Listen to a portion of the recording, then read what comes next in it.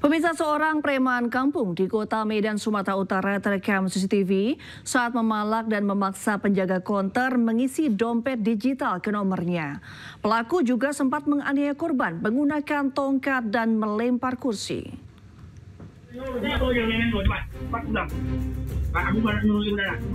Viral di media sosial, aksi seorang preman kampung memalak dan memaksa penjaga konter ponsel mengisi dompet digital miliknya di salah satu konter di Jalan Tuba 2, Medan, Sumatera Utara. Dalam video terlihat pelaku datang membawa tongkat dan mengancam serta memukul korban, sembari menyuruh korban mengisi dompet digital miliknya.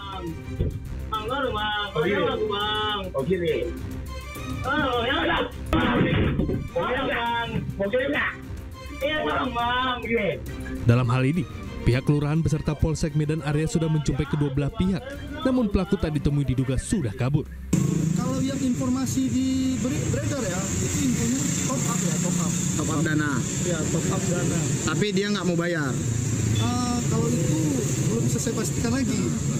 Sempat bawa apa dia bang? Kayu atau apa bang? Ya seperti yang ada di video, ya benar. Ada pengancaman juga bang di video itu? Kalau di video yang saya lihat ya, banyak dari versi banyak juga kan. Ada yang potong, ada yang full beberapa menit. Kemungkinan sedikit ada ancaman-ancaman juga bang. Atas peristiwa ini, korban mengalami memar di sekujur tubuh dan sudah melaporkan peristiwa ini ke kantor polisi. Dari Medan, Sumatera Utara, Ahmad Ridwan Nasution, iNews melaporkan. Yang viral dalam kondisi rusak akibat plat besi pijakan hilang dicuri. Wakil Gubernur DKI Jakarta Rano Karno sidak ke jembatan penyeberangan orang di Jalan Daan Mogot, Jakarta Barat pada siang tadi. Mengantisipasi terulangnya kasus serupa, Pemprov DKI akan memasang kamera CCTV di Fasum dan Fasos kurang lebih 30.000 CCTV dengan anggaran 380 miliar rupiah.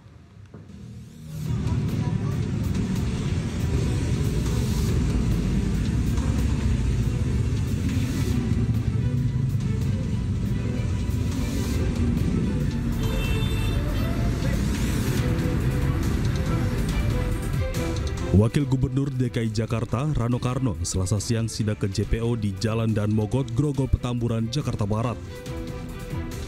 Kedatangannya untuk mengecek pasca viral JPO yang rusak akibat plat pijakan tangga hilang dicuri. Saat ini kondisi jembatan telah selesai diperbaiki Sudin Bina Marga, Jakarta Barat. Tak terlihat lagi adanya kerusakan setelah plat bordes yang diganti petugas. Warga sekitar mengatakan para pelaku biasa beraksi dini hari sehingga luput dari pantauan petugas. Warga bersyukur JPO telah diperbaiki sehingga tak perlu khawatir jatuh saat melintas. Ya alhamdulillah, gubernur yang baru ini jadi bagus ya. Ya khawatir, takut lah. Kita loncat takutnya masuk ke bawah, jatuh.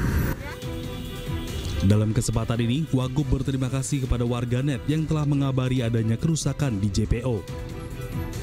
Kerusakan serupa juga ditemukan di sejumlah titik sehingga perlunya bantuan masyarakat untuk ikut mengawasi dan menjaga aset Pemprov DKI Jakarta.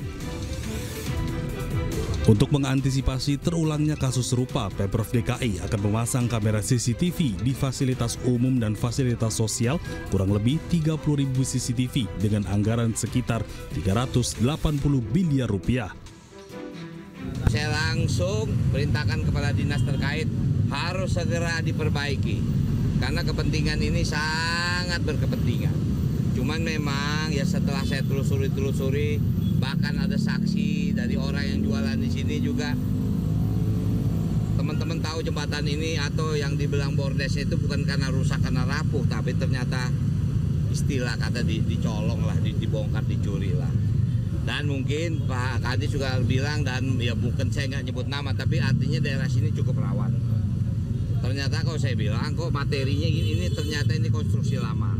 Saya udah bilang mestinya bisa diganti, tapi kalau misal kita pakai plat yang baja yang besar, istilahnya tulang-tulang harus berganti. Maka itu sekarang yang namanya baja, kita pakai aluminium ya, terpaksa harus dibor.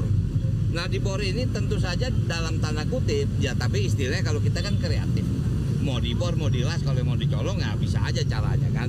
Nah jadi artinya saya cuma menghimbau kepada masyarakat Jakarta, ayo kita jaga. Ini barang kita bersama untuk kepentingan masyarakat kita. Jadi kita harus jagalah. terakhir lah, jangan terjadi lagi seperti ini. Pemirsa, viral di media sosial, Agus difabel menikah dengan pujaan hatinya. Namun pihak keluarga membantah Agus hanya melakukan tunangan.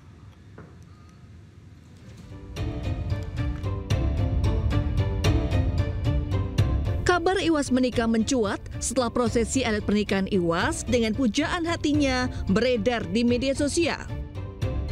Prosesi pernikahan tetap digelar meski tanpa kehadiran Iwas sebagai mempelai pria.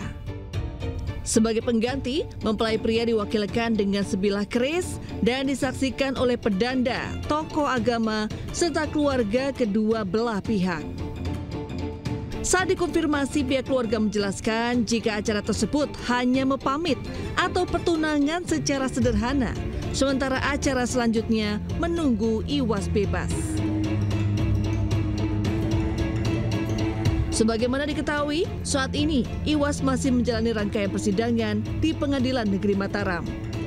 Ia didakwa melanggar tindak pidana kekerasan seksual sebagaimana diatur dalam Undang-Undang Nomor 12 Tahun 2022 dengan ancaman hukuman kurungan 12 tahun dan denda 300 juta rupiah.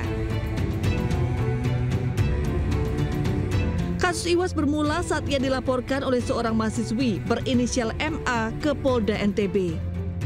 Usai ditetapkan sebagai tersangka, sejumlah pengakuan muncul dari korban lain. Total ada 15 orang yang disebut menjadi korban pelecehan oleh pria disabilitas tersebut.